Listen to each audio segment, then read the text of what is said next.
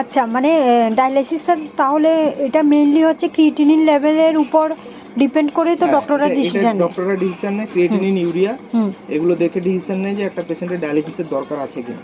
কিছু কিছু পেশেন্টদের যেমনি আমরা এটাকে বলা হয় CKD patient, CKD for chronic kidney disease. যাদের ক্রনিক কিডনি ডিজিজ হয় তাদের 5টা স্টেজ থাকে, stage 1, stage 2, stage 3, stage 4, stage 5। Stage 5-এ গেলে তখন ডায়ালিসিস শুরু হয়। স্টেজ 1 বা 2-তে অনেক সময় পেশেন্টদেরকে ডাক্তার ওষুধের মাধ্যমে ঠিক রাখে, মেডিসিন দিয়ে তাকে তার কিডনিটাকে চালানোর ব্যবস্থা রাখে। 2 বছর, 3 বছর, 4 বছর, 5 বছর পর দেখা যায় যে তাকে আস্তে আস্তে স্টেজ 5-এ চলে যায়। সেটাকে কেউ আটকাতে পারে না, স্লো করা যায়। কিডনি খারাপের প্রসেসটাকে স্লো করে দেওয়া যায়, কিন্তু ওটাকে খারাপ হওয়া থেকে আটকানো যায় না।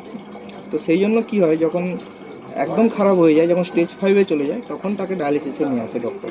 সেটা ডিপেন্ড করে ওই ইউরিয়া ক্রিয়েটিনিনের লেভেল কতটা বেড়েছে, কতটা খারাপ।